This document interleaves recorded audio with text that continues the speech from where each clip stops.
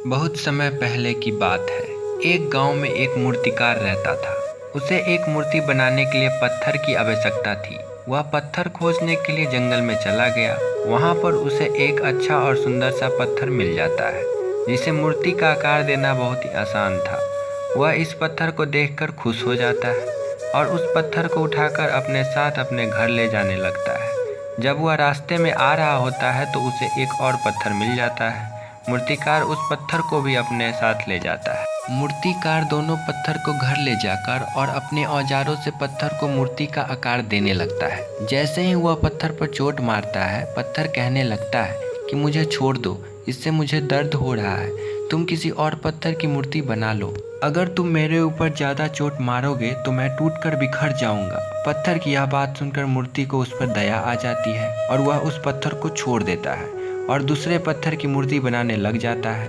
यह पत्थर कुछ नहीं बोला और कुछ ही समय में मूर्तिकार इस पत्थर को एक भगवान की मूर्ति में बदल देता है। भगवान की मूर्ति बनने के बाद गांव वाले उस मूर्ति को लेने के लिए आ जाते हैं। जब गांव वाले उस मूर्ति को ले जाने लगते हैं तो वह सोचते हैं कि मूर्ति के पास नारियल तोड़ने के लिए एक पत्थर की आवश्यकता और पड़ेगी। इसके लिए वह दूसरे पत्थर को भी अपने साथ ले जाते हैं।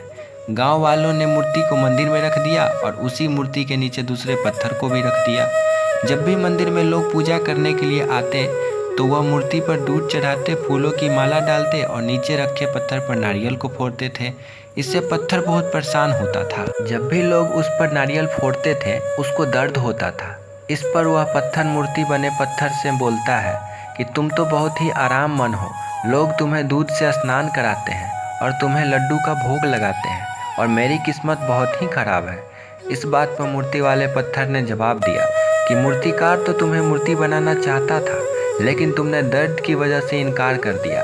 अगर उस समय तुम ऐसा नहीं करते तो शायद आज मैं तुम्हारी जगह पर होता और लोग मेरे ऊपर नारियल फोड़ रहे होते। लेकिन तुमने शुरुआत का दर्द सहन नहीं किया और तुमने आराम का रास्ता चुना, जिसकी वजह से अब तुम्हें दर्द सहना पड़ रहा है। यह बात उस पत्थर को समझ में आ गई और वह आगे से कभी कुछ नहीं बोला। जब भी लोग उस पर नारियल फोड़ते वह सभी दुख हंसकर सहता था। जब लोग मूर्ति को लड्डू का भोग लगाते थे तो उस पत्थर पर भी लड्डू का भोग लगाते थे।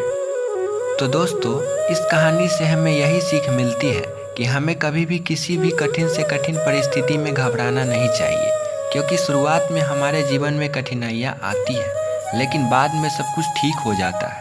जो व्यक्ति शुरुआत की कठिनाइयों को सामना करके आगे बढ़ जाता है उसका आने वाला जीवन पूरा सुखमय हो जाता है। तो कैसा लगा यह कहानी जानकर हमें कमेंट बॉक्स में ज़रूर बताइएगा और हमारे चैनल को सब्सक्राइब जरूर कीजिएगा, क्योंकि हम ऐसे ही रोचक कहानी लाते रहते हैं। धन्यवाद।